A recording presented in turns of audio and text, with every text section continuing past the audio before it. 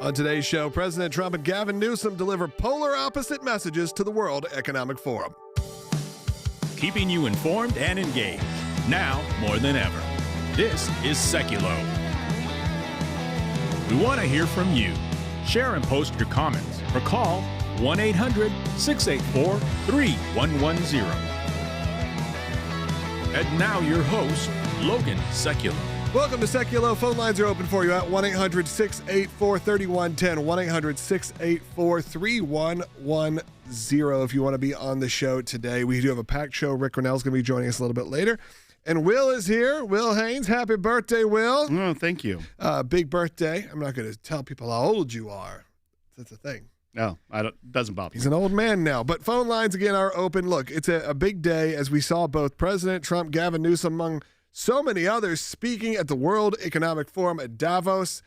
Will, if there's anyone I know who could explain the World Economic Forum to this audience and what Davos is and why they're there and what it all means, it's your birthday. You take the lead on this. Not because I don't know, not because I'm not as informed as you, because it's your birthday and you should be able to do it. I appreciate that, You're Logan. Welcome. Go ahead. Davos you have is 3.5 minutes. There you go. Davos is the name that they colloquially call the World Economic Forum's annual conference that happens in Davos, Switzerland. It's abbreviated. So they refer to it as Davos. Yeah. So it's kind of an invite-only conference with political leaders, world leaders, CEOs, NGOs, academics, and they all get together and they pontificate about things and they speak about things and they offer ideas about the future of the world. And it's kind of the worst of the worst globalism on display. Now, there's no binding resolutions that come out of this. Or revolutions. Hopefully not. But it also gets a lot of criticism. It was founded, the World Economic Forum, by Klaus Schwab. He is the author of kind of the Great Reset idea, which came out of COVID, which hey, let's capitalize, no pun intended, on this great crisis and remake the way the world economy should look with a lot of the ESG, environment and governance and stakeholder issues that are widely criticized by capitalists and by conservatives, and also just this entire globalist elite mindset where they get together in a non-democratic forum, but they sit here and they come up with all these ideas. What is different about this year in what we're seeing is the way the Trump administration is positioning themselves and kind of preaching this America First ideology that is what got the Trump administration into office on this stage with people that disagree with it completely. And the concept of theirs is saying, hey, we're not saying just America first. We're saying you all should be representing your country's best interest first. Right. And we will play some all of the other countries first, Germany first, whatever. And Howard Lutnick actually did a fantastic job laying that out, and we'll play that. But as we see, there's, Emmanuel Macron was there. He had to wear aviator sunglasses. He has an eye condition, but he looks kind of silly cool. on stage. Silly? I don't know, Logan. It was indoors with aviators. I know that people want you to wear the indoor sunglasses. I don't think you know our audience very well. They love that. But I don't think any of them are going to say he looked cool, actually. I do know that audience, but you have him giving his speeches. You have the pushback from a lot of people about the Greenland moves by President Trump. President Trump spoke today, as well as a lot of the cabinet members that are there. We will get into it, but one guest that is there, not as a speaker, but is making some waves, is Gavin Newsom. And he's palling around with Alex Soros and making some very bold claims we're going to play, where he is criticizing world leaders for not standing up to America. Yes, you heard that right. The governor of California is going and lecturing world leaders for not having a backbone and standing up to the United States of America. We'll break that all down in the segments ahead. That's right. Look, it's Will's birthday Wednesday, so it's been fun. We want you to support the work of the ACLJ in honor of Will today. If you like what he contributes, today is the day. If you give in the next hour, we will make that in honor of Will's birthday. Let's try to do $1,000 for every birthday you've had. Y'all can figure out what that is in the next hour. We'll be right back. Gavin Newsom at the World Economic Forum in Davos once again embarrassing himself, begging world leaders to step in and stand up to President Trump. It's time to buck up. It's time to get serious and stop being complicit. It's time to stand tall and firm, have a backbone. Oh, this is diplomacy with Donald Trump. He's a T-Rex. You mate with him or he devours you. One or the other. Governor Newsom, who strikes me as Patrick Bateman meets Sparkle Beach Ken, may be the only Californian who knows less about economics than Kamala Harris. He's here this week with his billionaire sugar daddy, Alex Soros, and the Davos is a perfect place for a man who, when everyone else was on lockdown, when he was having people arrested for going to church, he was having $1,000 a night meals at the French Laundry. The Europeans could be, if they continue down this path and process.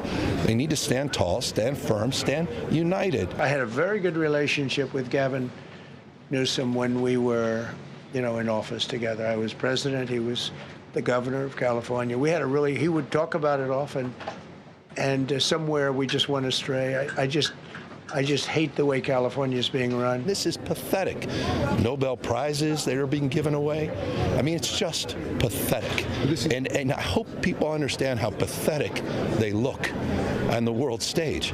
I mean, at least from an American perspective, it's embarrassing. And I was told he was asked to give a speech on his signature policies, but he's not speaking.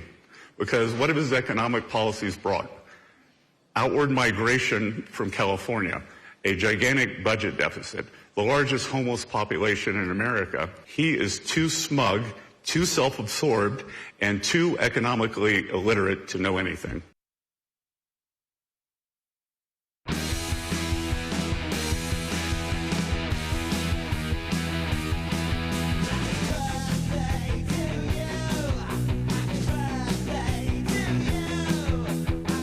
Welcome back to Sekulow. It is Will's big birthday, and in honor of Will's birthday, we're talking about the World Economic Forum. My favorite. Tell who picked the topic today. Not me. Maybe this guy over here, executive producer of Sekulow. And like I said, if you give today, because look, Gavin Newsom's making waves at Davos, Will Haynes is making waves here. If you enjoy what he's been doing here, his contribution today is Will Haynes Day. You donate to the ACLJ. It's in honor of Will, but someone said in memory, in honor of Will Haynes. And we will say, like I said, we're going to hit a goal. We're going to try to hit the goal, which is $1,000 for every year you've been born. Not you're born, since you've been born. So we're looking for a big 4-0. Right. We're looking for a big 40,000. Can we do it? It's a big ask. We'll find out. All right. So, Will, let's restate what we're talking about here. Gavin Newsom and President Trump, among many others, have been appearing at Davos, the World Economic Forum. A lot of people are calling in because, look, I think in general you hear things like World Economic Forum. You initially, and maybe you should, you maybe shudder at the sound of it existence, like the United Nations. There is that bit of New World Order that comes off of that, or The Hague, the International Criminal Court. It all kind of feels like it lives in this same universe of creep. Well, and when you look at who's hanging out together, and I think we have this image. This is from Alex Soros's Instagram account, where he's hanging out with none other than Gavin Newsom, and he's saying, catching up with the real star of the 2026 World Economic Forum, my friend Gavin Newsom. So glad he's here, calling out world leaders for believing appeasement works when it comes to Trump. It doesn't. It only emboldens him to become more chaotic and destructive. World leaders could take a page out of Newsom's book. It's time to stand tall, stand firm, and stand united before it's too late. And that echoes very closely the words of Gavin Newsom himself, speaking to reporters. And let's go ahead and run bite 4. This is where he is calling out world leaders about the way that they're working with Trump, and that actually, let's play bite 5. I like this one too, because he's going on this tirade against world leaders that they need to stand up against America. Let's roll it. I mean, handing out crowns and this is pathetic. Nobel Prizes that are being given away. I mean, it's just pathetic. And I hope people understand how pathetic they look on the world stage. I mean, at least from an American perspective, it's embarrassing. So what should Europe be doing? You should decide, the Europeans should decide for themselves what to do. But one thing they can't do is what they've been doing. And they've been playing. This guy's playing folks for fools. And it's embarrassing. And once again, it's Gavin Newsom now playing another character. That's right. Now he's playing the character of the full anti-Trump. How dare he? He's embarrassing. He's pathetic. And look, if he had been consistent with that, fine, whatever. I don't really care. You could say whatever you want. You may think that some of those things are silly and goofy. Fine. I don't really have any problem with you thinking that way. The problem is when 6 months ago, he was going to be the moderate who was going to bring you to the table.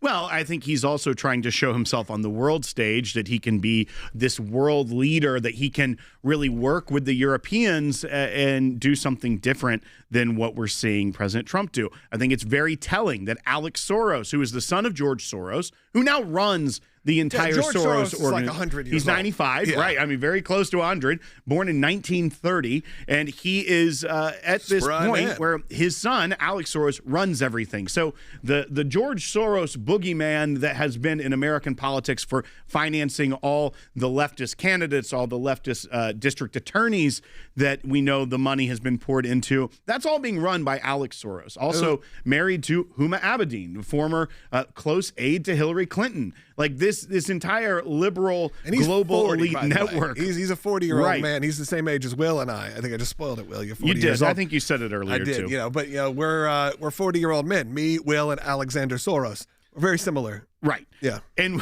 when you look at this, though, we know who clearly Alex Soros is going to be backing in 2028. I think that has already been shown, so that means the big money is going to be on Gavin Newsom. But when you also, I want to contrast with that message that is being told by Gavin Newsom to reporters there with what Howard Lutnick, as one of the close advisors of the president, is saying about this America First kind of model and everything. This is Bite 13.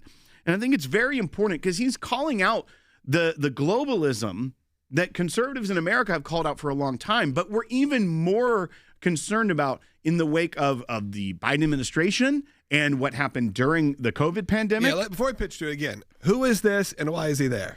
So Howard Lutnick is one of the close advisors. He's the economic advisor, does a lot of deals for President Trump as well. And he's there as a representative of the Trump administration. I just want to give you all the information so you understand who you're hearing from and why you're hearing it from. Right. And when it's a cabinet member position, it's you see Scott Bessent, the Treasury Secretary, Howard Lutnick being the Commerce Secretary. I think some people may interchange those two and not be sure. Right, who we're exactly. talking about. But so you have both of these, and we have Bite also from Scott Bessent.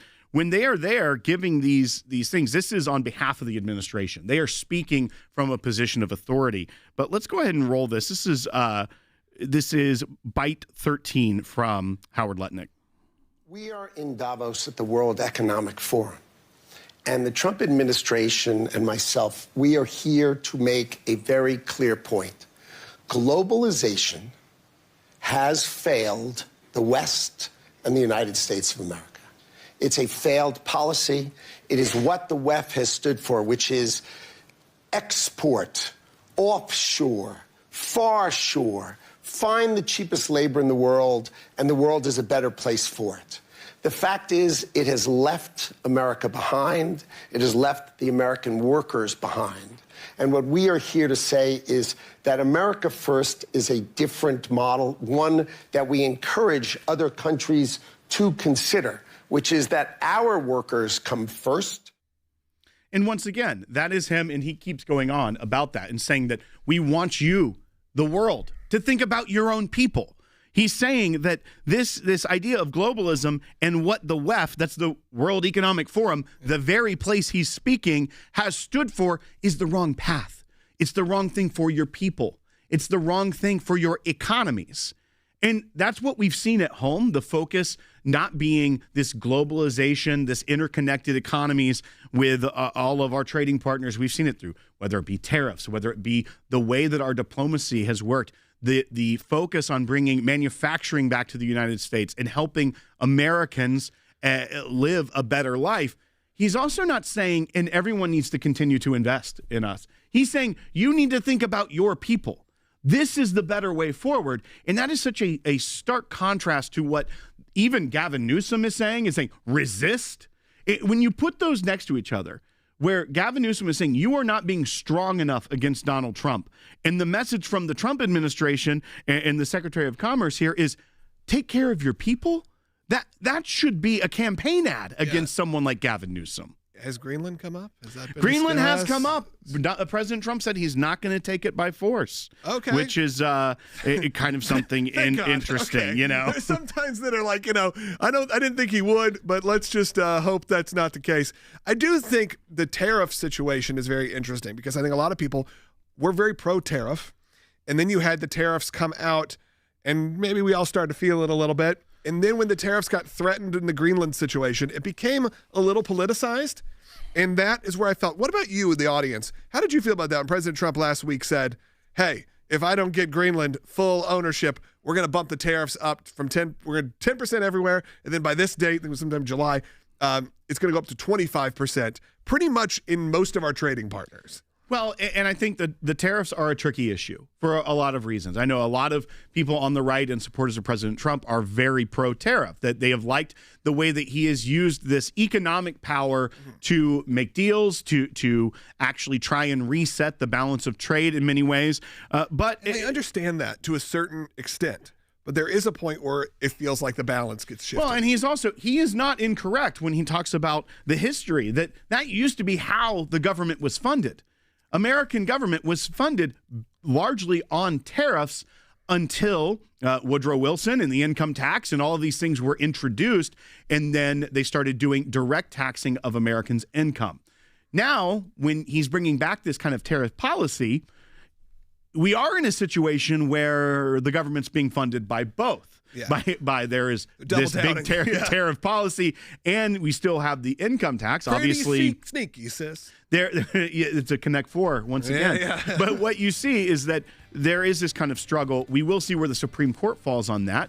But there is some concern as well that the more tariffs get put in place, the more pressure goes that way, that it could start to impact everyday Americans' pocketbooks as prices could rise on those goods that it brought in. Look, I'm going to check while we're in break to see how close we are to that $40,000 goal. There are some people who thought I said 50. I saw that. And they were like, oh, Will doesn't look a day over 48. And I'm like, it's because he's just turned 40 They were trying to be kind, but today. It was a backhanded compliment. Yeah, Will turned 40 today. Young Spryman, as he is. Phone lines are open for you, 1-800-684-3110. Let's talk about the World Economic Forum. I think the tariffs, that's an easy way to get you jumping in this conversation.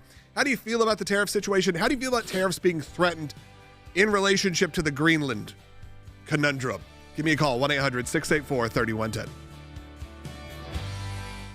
Amid ongoing anti-ICE protests in Minnesota, Democrats hit with subpoenas by the Justice Department. The Justice Department investigates whether they conspired to impede ICE operations. ABC News learning Governor Tim Walz, Attorney General Keith Ellison, the mayors of Minneapolis and St. Paul, and 2 counties' attorneys have been served with subpoenas by the DOJ. Accusing the Democrats of conspiring to impede federal immigration officers. State officials denied the allegations. In a statement to CBS News, Fry said when the federal government tries to intimidate local leaders for doing their jobs, every American should be concerned. Governor Tim Walz blasting the baseless legal tactics, calling the DOJ's investigation into whether he impeded federal officers political theater. Whether it's a public official, whether it's a law enforcement officer, no one is above the law in this state or in this country. And people will be held accountable. This state is a mess right now. We've seen the chaos, and it's constant. And our men and women in law enforcement deserve to be safe. And that's what we're going to do in Minnesota. The effort here is to gather information about the level of obstruction that the federal government has seen in Minnesota, which is off the charts. It ranges from the lack of law enforcement to the lack of law enforcement officers at scenes. The federal government can cite past investigations. During the civil rights period, there were state officials investigated for their opposition to the enforcement of federal law. Even after January 6th, some state officials were investigated by Democrats over their role in the election controversy. So what the administration is saying is that we're going to gather information as to the sort of foundations for this. Do you think this ends with somebody in jail? If there was a crime committed, yes. What I see is a craven political calculus. I mean, these are people who are clearly playing to the mob.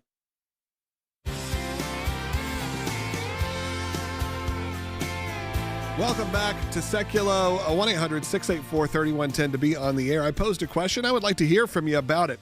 You have President Trump speaking at the World Economic Forum. You have Gavin Newsom speaking there. You have all the other foreign countries all discussing the direction of the nations from a financial standpoint.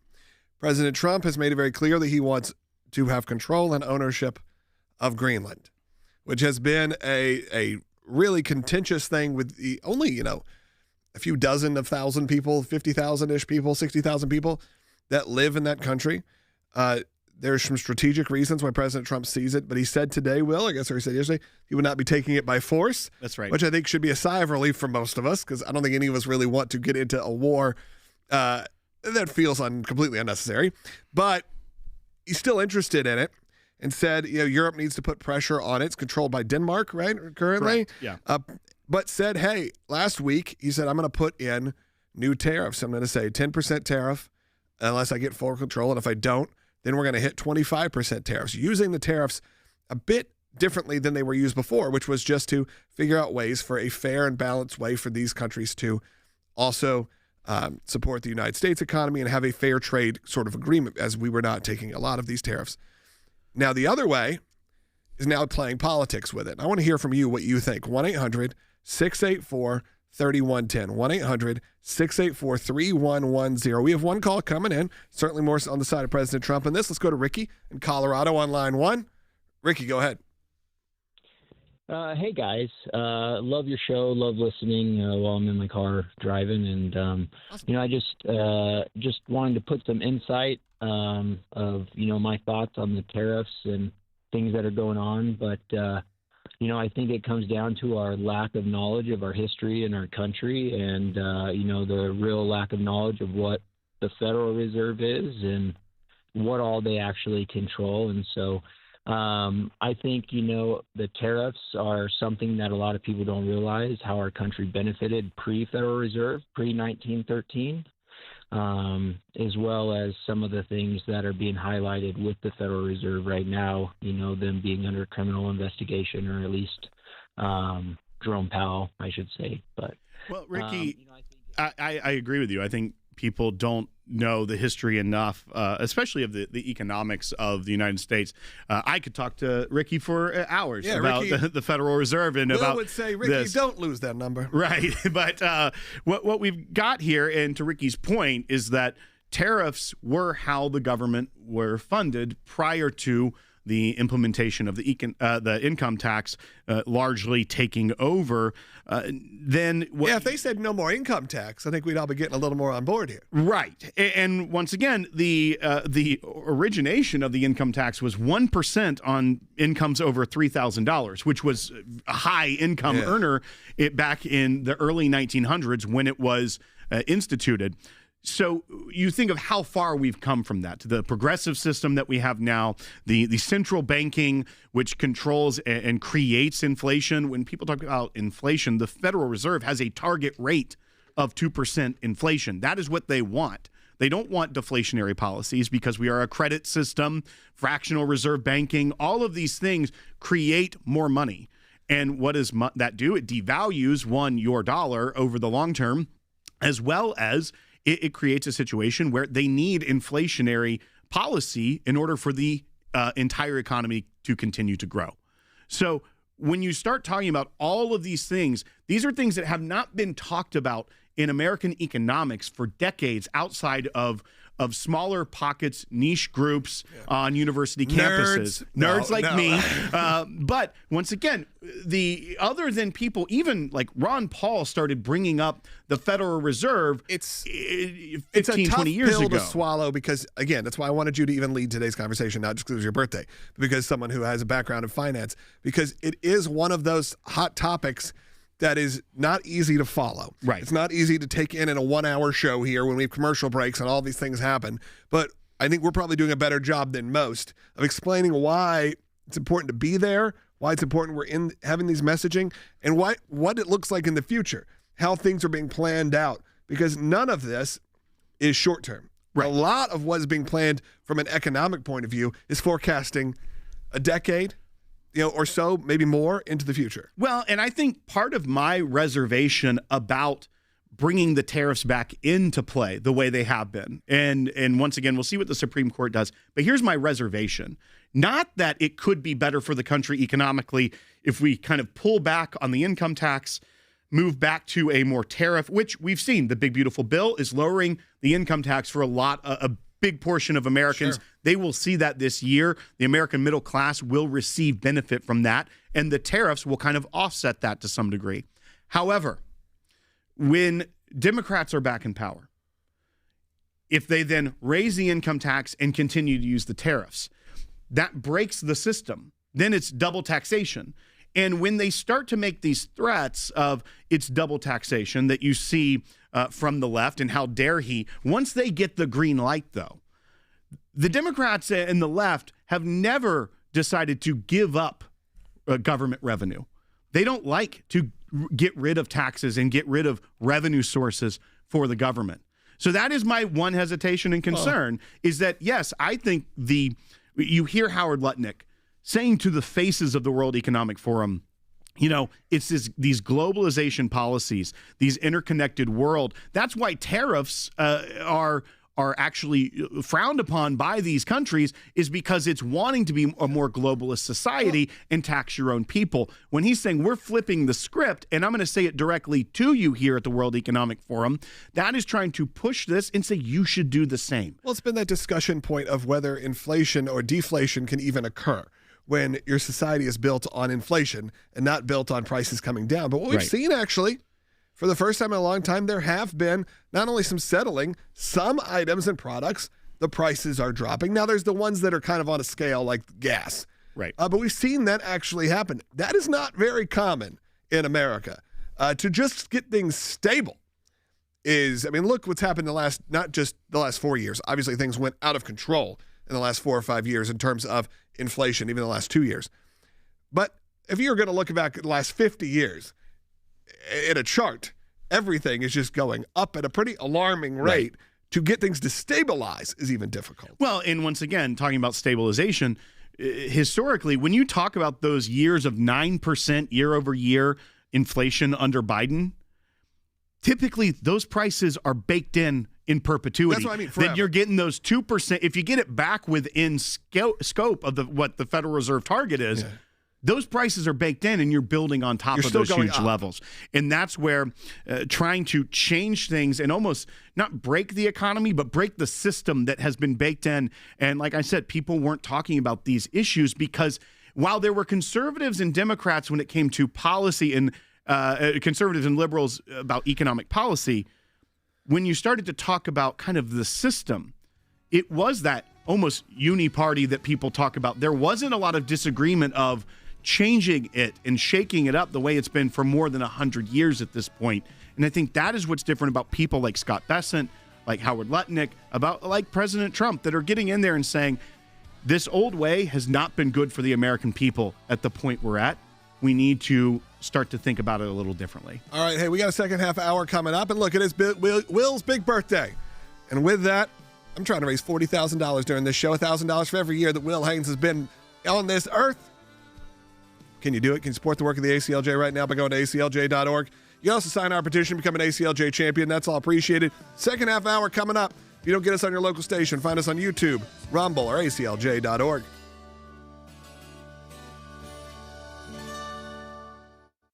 Welcome to the all-new ACLJ app. Expert analysis and insight big tech can't censor.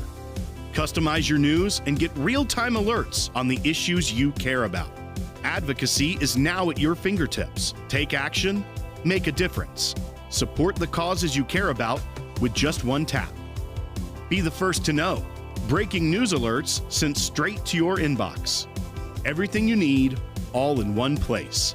Stay informed, stay empowered. Download today. We are so excited to announce the ACLJ's brand new app, completely redesigned to provide you with the best tools available to partner with us at the ACLJ. You can watch the daily Sekulow program, sign the petitions, customize your ACLJ membership experience, donate with the click of a button, and receive up-to-the-minute critical updates that the mainstream media can't censor. Just scan the QR code on your screen or go to your phone's app store, search ACLJ, and click install. It's that simple. Keeping you informed and engaged, now more than ever. This is Sekulow. And now your host, Logan Sekulow. Second of our Sekulow coming at you right now. Phone lines are open for you. Phone lines are slammed. Also, 1-800-684-3110. 1-800-684-3110. It's Will's birthday. And because it's Will's birthday, his big 40th birthday, we are not only trying to raise $40,000. That's our goal today for the ACLJ. Let's go to ACLJ.org. We'll reveal tomorrow if we hit that goal, but hopefully we do. I'll check the numbers here in just a minute. But also, it's Will's birthday, so I said, Will, we could talk about whatever you want. And he said, I want to talk about the World Economic Forum. And I said, of course you do. And that's what we're doing today. Of course, President Trump was there, a lot of the Trump administration, as well as Gavin Newsom, how does Gavin Newsom, Will, even have the, I guess, stage time, if you will? I guess he didn't get to speak. Okay, so he's just walking around hobnobbing. He's attending. It's invite only. Obviously, he was invited to be there. He's hanging out with Alex Soros, the son of George Soros. He's hanging out with a lot of people. He's given statements to the press saying, hey, you got to stand up. You got to have a backbone. You got to stand up to Donald Trump, world leaders. But here's what the Treasury Secretary, we've played Commerce Secretary Howard Lutnick, here's what Scott Bessent said at Davos just yesterday about Gavin Newsom being there and some of the statements he's been saying. Let's go ahead and roll bite one from the United States Treasury Secretary. I think it's very, very ironic that Governor Newsom, who strikes me as Patrick Bateman meets Sparkle Beach Ken, may be the only Californian who knows less about economics than Kamala Harris. He's here this week with his billionaire sugar daddy, Alex Soros, and the Davos is a perfect place for a man who, when everyone else was on lockdown, when he was having people arrested for going to church, he was having $1,000 a night meals at the French Laundry, and I'm sure the California people won't forget that. And once again, I do love that he brought up he was trying to have people arrested for going to church, because remember, we at the ACLJ are still fighting at the Supreme Court for the over $1 million fine that Gavin Newsom is still trying to get from Calvary Chapel, San Jose. Yeah, so that fight doesn't end. So when you remember, you see Gavin Newsom there, like Will said, hobnobbing with billionaires, raising money for clearly a presidential run in a couple years. And look, Rick Grenell's going to be joining us, King of California. He'll discuss, I'm sure, his thoughts on Gavin Newsom at Davos. But look, when you see that and you know that he has been no friend to churches, even with his own community, and he's still out there. Like, this is not 2020 anymore. It's not 2021. He's out there still trying to get these penalties and fees from these churches, including, like Will said, a Calvary Chapel that is, they're trying to get over $1 million, the state of California. And for California, $1 million, when you have billionaires surrounding you and everything, is nothing. But for this church, it could be everything. But the ACLJ is there representing this church against the state. I think it's necessary. I think we have to be there. So when I'm joking around and saying, it's Will's birthday, we're going to celebrate Will, and I'm not joking that we should celebrate you. But when you give money to the ACLJ, I understand that's what it's going to. We are in court right now against the state of California, a state that is so big and powerful that they're honestly appearing at the World Economic Forum in many different ways. And this is the real fights that go on in this country that we are a part of here at the ACLJ. So I ask you, when you support the work of the ACLJ, you're not only supporting this show, the media side, Will and I's whole crew, the amazing crew that works here, you're also supporting the legal side of this, incredible lawyers, because again, we take no money from our clients. That's not how this works. It's all supported by you. So as we head to a break, I want to encourage you, you can sign a petition on ACLJ.org. You can become an ACLJ champion if you want. It's something that gives on a monthly basis. Or you can just make a one-time donation. Do it today if you can. That's at ACLJ.org. Of course, you could do it in honor of Will. I'm saying it's in honor of Will. I set us a lofty goal, $40,000 just raised by the end of this broadcast. And look, if you're listening to this tape delayed, I'm saying it by the end of the day. I'm not saying just right now. So if you're listening to this on your podcast later, it's still in honor of Will for the next 24 hours. So do it right now. That's at aclj.org. We'll be right back with Rick Grenell. We'll dive in a little bit deeper on all that's going on. We're going to take your phone calls coming up after that.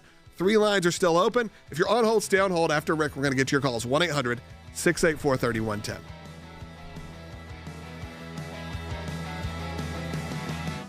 Gavin Newsom at the World Economic Forum in Davos once again embarrassing himself, begging world leaders to step in and stand up to President Trump. It's time to buck up. It's time to get serious and stop being complicit. It's time to stand tall and firm, have a backbone. Oh, this is diplomacy with Donald Trump. He's a T-Rex. You mate with him or he devours you.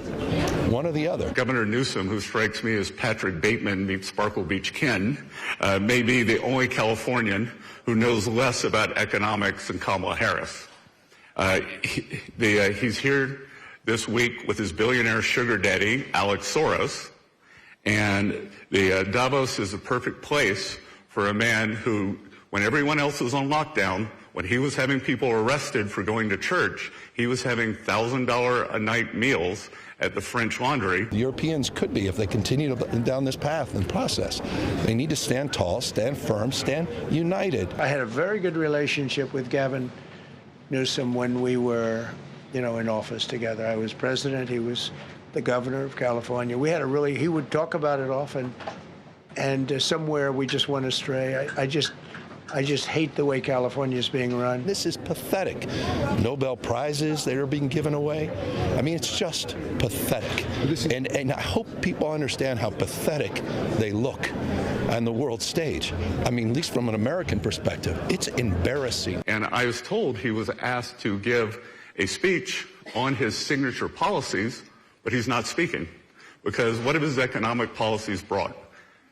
Outward migration from California, a gigantic budget deficit, the largest homeless population in America. He is too smug, too self-absorbed, and too economically illiterate to know anything.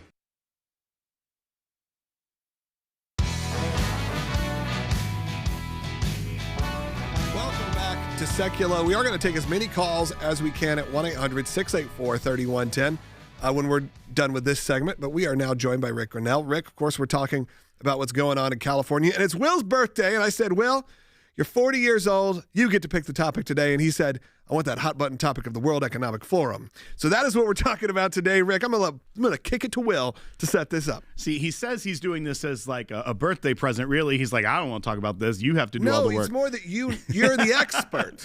Rick, you have a degree in finance. Rick, we're seeing the governor of California trying to make a name for himself, hanging out with his buddy Alex Soros at Davos this week, and making these bold statements saying that European leaders need to grow a backbone. They need to stand firm and united against President Trump. This is something that I feel like if it was a Republican governor, they'd start investigating them for Logan Act violations. Hey. But here we are. I want to get your take on what your esteemed governor is doing over in Switzerland this week.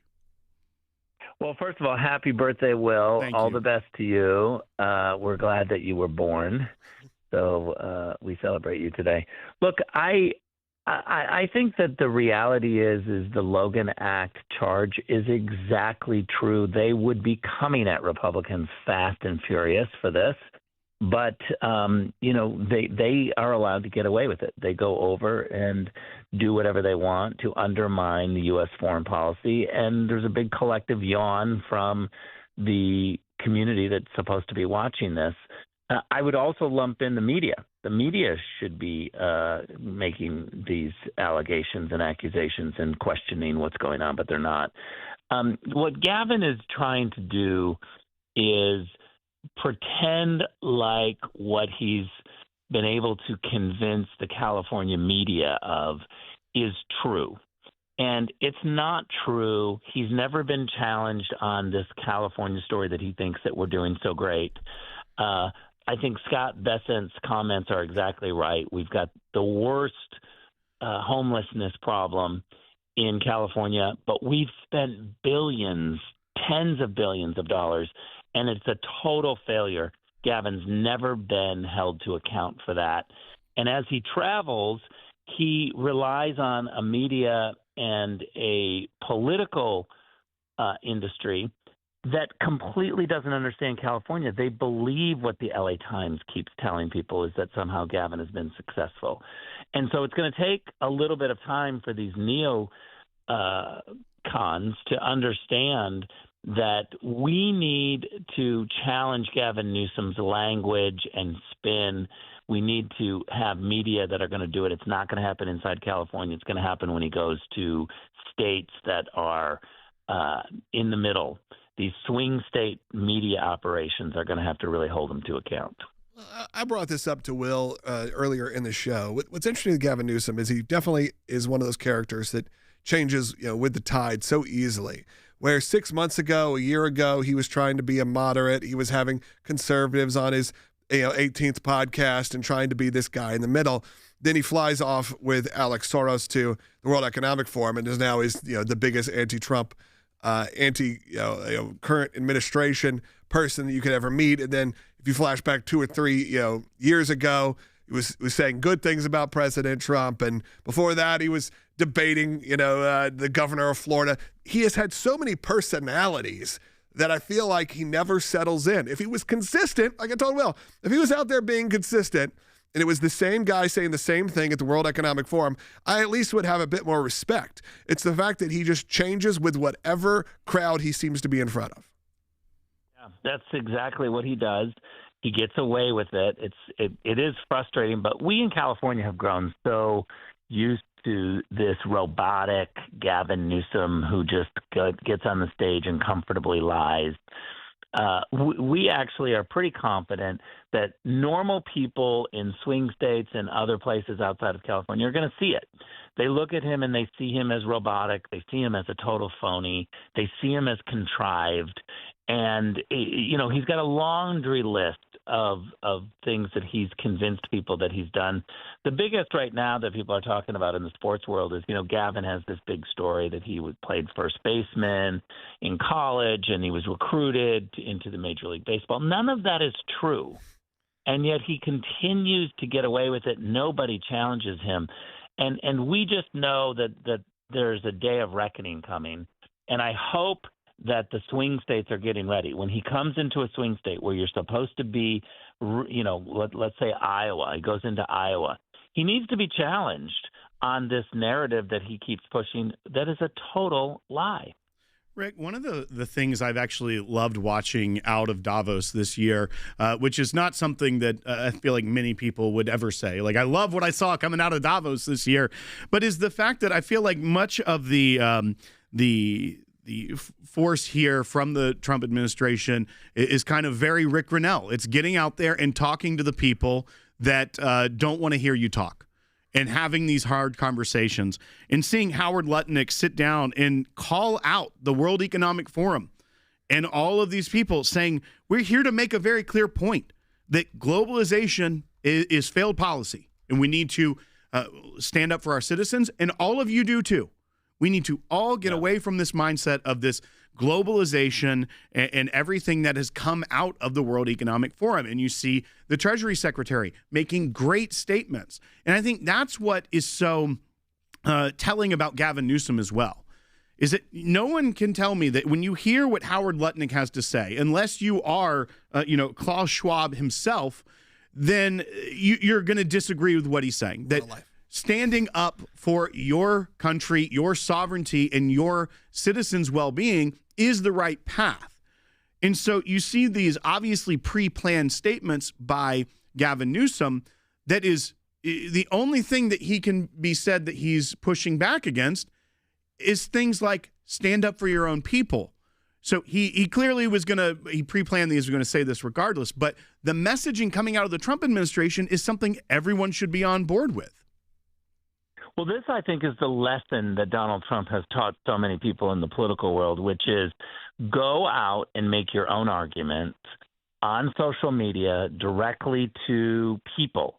Do not assume that you have to go to the media. You have to have the filter of the editor from some media outlet trying to tell your story. Go tell your story directly. As an ambassador in Germany, the German media, the European media, were incredibly hostile towards President Trump in his first term.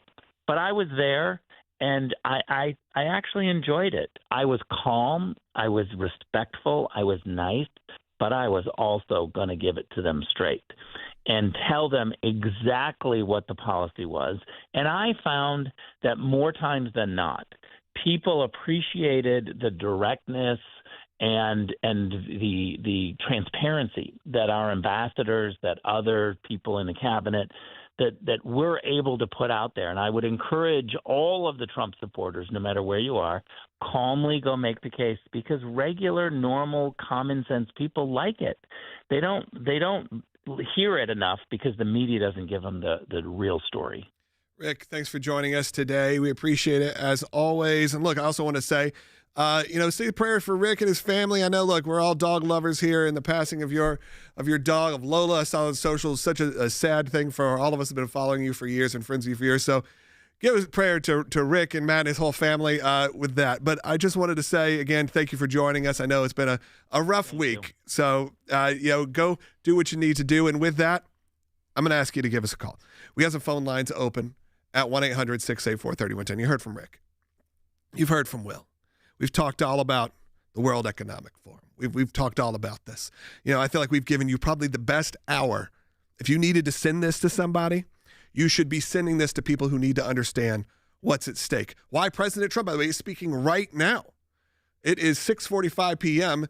in Davos, Switzerland. He's speaking right now, live. Maybe we could cut into it in the next segment. We'll see if we can. We'll see if maybe there's anything worth covering, and maybe very similar to what we've heard before. But some phone lines are open. We got 2 lines open at 1-800-684-3110. 1-800-684-3110. Before we go to break, like I said, I set a lofty goal here for Will's birthday. I want to raise $40,000. That's right. I want to raise $40,000 in honor of Will Haynes for today. And I'm going to give you an update of where we are when we get back. I wanted to give you guys enough time. I know some of you listen on a delay. Even some of you, I look in the chat, you're watching 5-6 minutes delayed just because you clicked on a little later. You start commenting on things that we were talking about 5-10 minutes ago.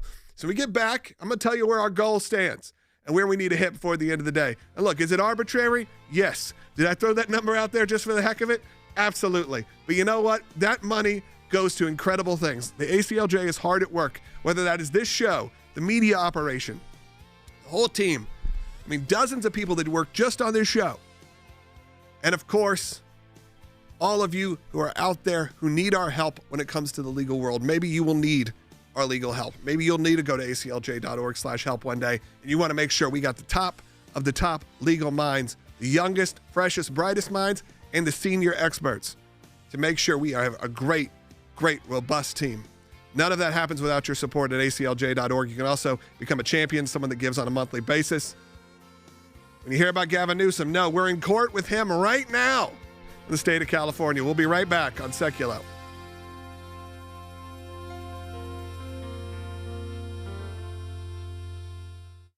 Hi, I'm here in Missouri. The ACLJ has been deputized by the Missouri Attorney General to defend its lawsuit against Planned Parenthood. Planned Parenthood, in light of a constitutional amendment allowing unfettered access to abortion, is trying to say that sex-selective abortions are okay, that abortions for fetal diagnosis are okay, and that their clinics shouldn't have to sit and stand by the same rules that other medical clinics do in Missouri.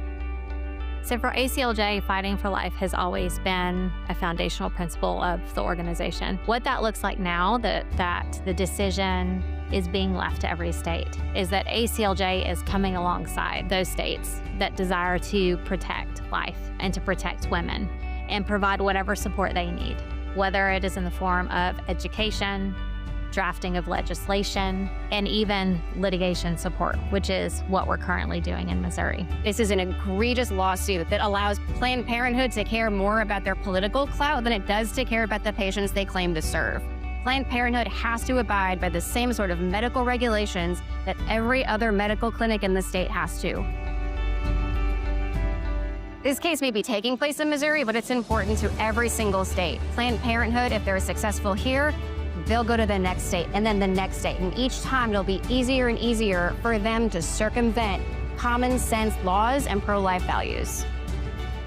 Because of your support, we get to be on the ground in Missouri defending pro-life values and continuing our mission that we have for 35 years, which is the sanctity of life and religious liberty. Our attorneys are in court these next 2 weeks taking on Planned Parenthood and the ACLU. Planned Parenthood is attacking pro-life laws nationwide. We're fighting back in every state. Stand with us now and sign the petition at aclj.org.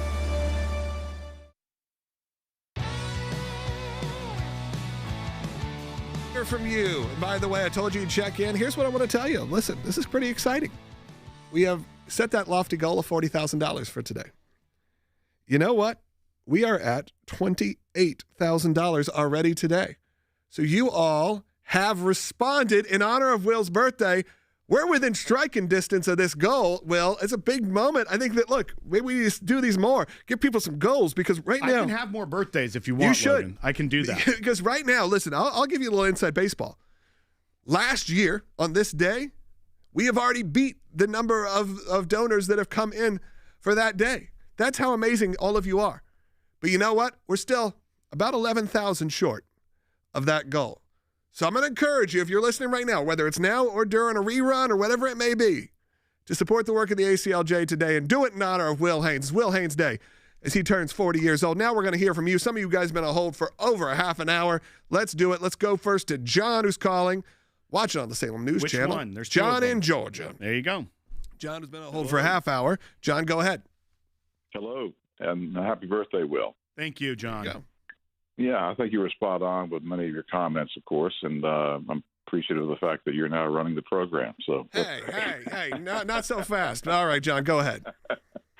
But I just wanted a few comments. I think that I pray to God that the Supreme Court does keep the president's authority over tariffs as they are, and they don't water them down. He's I think, a genius when it comes to international policy, of course, and so many other things in the art of the deal.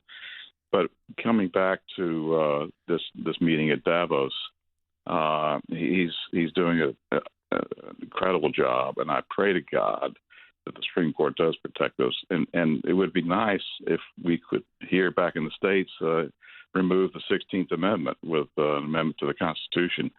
We could operate on tariffs alone, and I don't doubt that. Maybe you could comment on those things. But as far as what he's doing with Greenland, I also think that he understands completely how important to our defense, and for that matter, for international peace, that we can use Greenland not just for the benefit of the U.S., but also for the benefit of the people in Greenland. And I don't think they're getting the proper media attention to how important this is. Well, anyway. And John, unfortunately, many of those issues, because they are very academic in some ways and philosophical, and as well as the national security arguments that go around it, it's not as easy in a soundbite world or in a TikTok world where people are used to consuming very short-form media, short-form talking points of understanding some of these issues. You may still disagree with them at the end of the day, but they're not given the service that they deserve by how our media ecosystem operates these days. And like you say with Greenland, the Chinese and the Russians have been making moves in the Arctic for decades, trying to strategically position both Arctic bases, nuclear submarines, things of that nature in the Arctic as a way to project power and have more control over global commerce, global trade, and having that stopgap. And so when you look at the situation with Greenland, a lot of people are like, oh, he just wants the rare earth minerals. And there's environmental concerns there. And I understand that. And there are things there that are very valuable. But it's also mostly something, and a lot of different administrations have talked about the strategic importance of Greenland for a long time, is that the military component, knowing what Russia and China are doing in the Arctic, and the United States is way behind on that. So you had a lot of other great points as well, John. I appreciate you calling in. Yeah, even Leif Erikson, he thought Greenland very strategic. Right. I mean, he used it for a reason. Yeah. Let's go ahead to go to Dave in California on line one. Dave, welcome. Hi. Happy birthday. Oh, thank you, Dave. Yeah, briefly on tariffs. If other countries would drop theirs, then we'd drop tariffs against them. I'm just going to be real quick on that. But as far as Greenland, which is a major, situation, I think the United States needs to control without owning. Mineral rights in exchange for military protection. And I think that common sense would tell anyone, including Greenlanders as well as Canadians, that the protection of the U.S. military is far superior, because if the Russians or the Chinese came in, they wouldn't just, have a presence. They'd take over. Look, Dave, I think you make some valid points, and I think if it was anyone other than the Trump administration, we would probably have some sort of deal with Greenland. It is it's a political moment. And look, some of it is President Trump's tone, and some of it in general is just an aversion to Europe wanting to work with this administration. Well, and once again, not that I necessarily think the Logan Act is a great law. People and are asking about what that is. The Logan Act is effectively barring individuals from trying to conduct foreign policy on behalf of the United States when they are not the president of the United States. And it's a crime. I mean, it is one thing that they tried to go after General Flynn for, because he was already starting to call world leaders ahead when they were in the transition phase. President Trump had already been elected.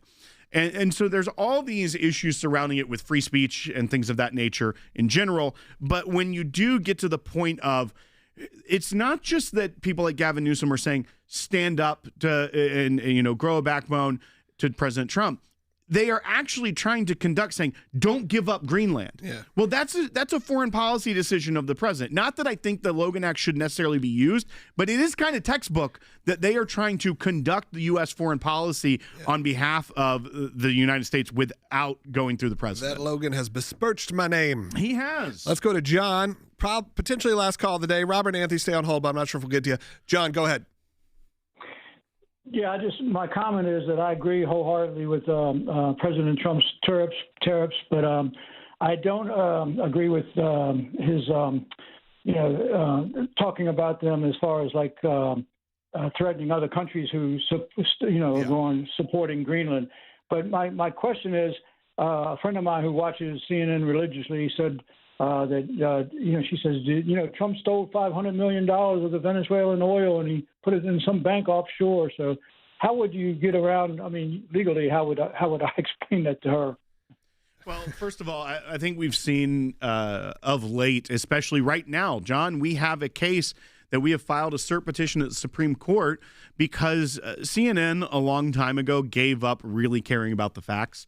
And they are fine with running things to defame people.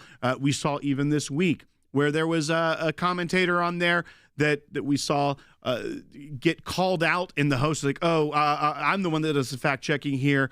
But they have a problem with really giving the facts anymore. So I think just say stop watching CNN is the easiest way to do it. Yeah, or at least because they're letting portfolio. people just say things with no basis whatsoever. Yeah. Hey, Robert and Anthony, unfortunately, we're not able to get to you today. Thankfully, you weren't on hold for too long today. But give us a call tomorrow. We'll try to get to you. With that, that's going to do it for the show today. I'm going to do a quick check-in to see where we are. Well, see if we have broken any records yet. Not quite. Seems like it went down. How's that possible? No, I think I'll just have to refresh. I think we're about 9,000 away from hitting that goal. Can you be a part of that right now? I encourage you to go to ACLJ.org. You become a champion also. Maybe you want to give on a monthly basis. Maybe you got a little bit more hanging in your pockets. You're like, you know what? I want to do this for Will's birthday. We'd appreciate it. ACLJ's hard at work. And again, that's not going into Will's pocket. I want to make sure people know that. This is just in honor of you. Right. I get it. Yeah, I understand you get it, but I'm not sure people understand it. Go to ACLJ.org. Do it today. Support the work. And if you can, become a champion. Sign a petition. Look at all the incredible free content. Nothing behind a paywall at ACLJ.org.